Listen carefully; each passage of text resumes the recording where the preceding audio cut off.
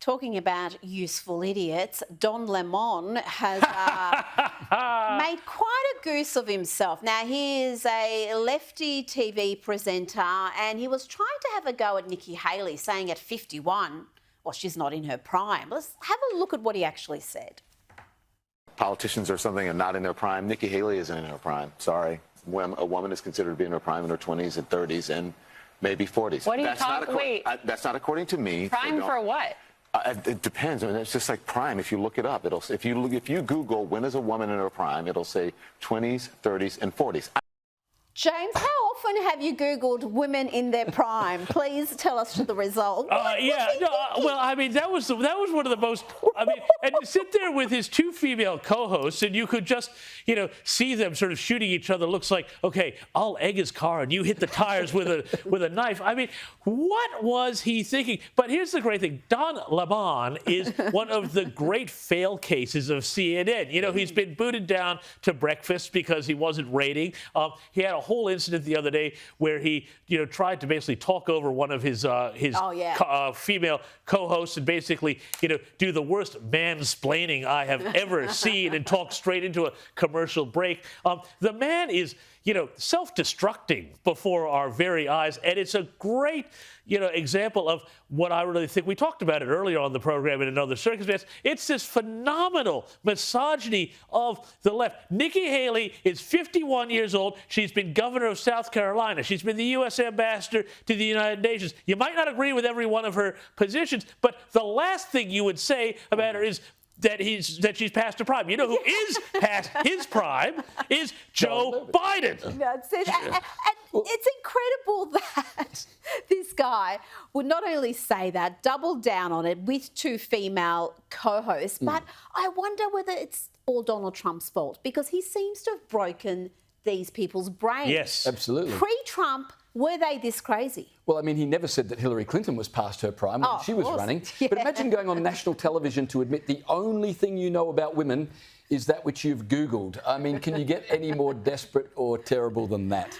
Oh, now we are seeing history rewritten, we're seeing stories rewritten, and the childhood favourite Charlie and the Chocolate Factory, James, it's getting the woke treatment. Not just Charlie and the Chocolate Factory, the entire Roald Dahl canon of really fun books that, problematic, obviously. Which were problematic as all get out. And that's why, of course, they were so much fun. And they made fun of people's appearances. And they were kind of scary in bits, but really quite silly and very funny. And, had all this really great dark humor. And, I mean, so many people loved them. Well, now, apparently, they have been, transformed. They hired Puffin Books, which apparently owns the trademark or whatever to the Roald Dahl canon, hired a sensitivity reader, whatever this is, which is just basically Orwellian political commissar to go through and make the thing so boring that no kid would ever pick it up. So, witches can't be ugly. This is how bad it was. In one of the books, one of the witches wears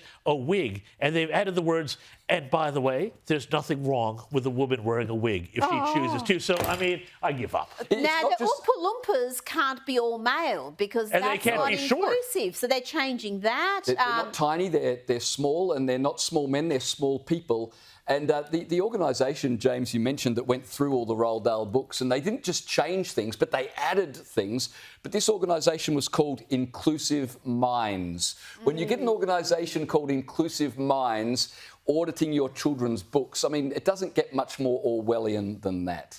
Oh, dear me. Now, talking about the crazy parts of our society, I'm hearing that helicopters in LA, James, are racist. They are super racist. Explain racist helicopters to me. Well, so, this is LA Times, yeah?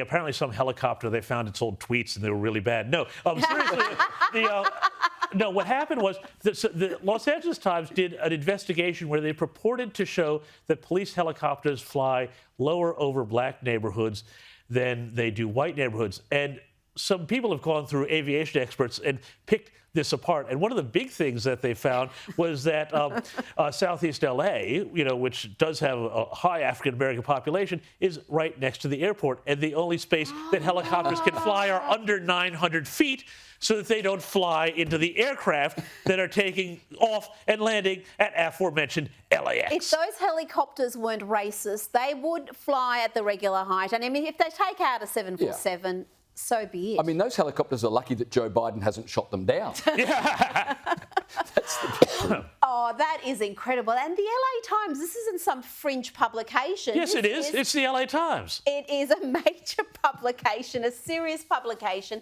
that is desperation to paint everything as inherently racist. Yeah. It's an illness. Yeah, anything that's wrong, it must be racism. That's the current prevailing ideology, and it's just madness. I've got black children, and I want to keep them as far away from this rubbish as possible so that they don't start playing victim at every opportunity. It's ridiculous. Wow, I tell you, I think it's even more destructive for the minority communities than it is for white people. I know the attacks are against white people, but it is really demoralising as a person of colour.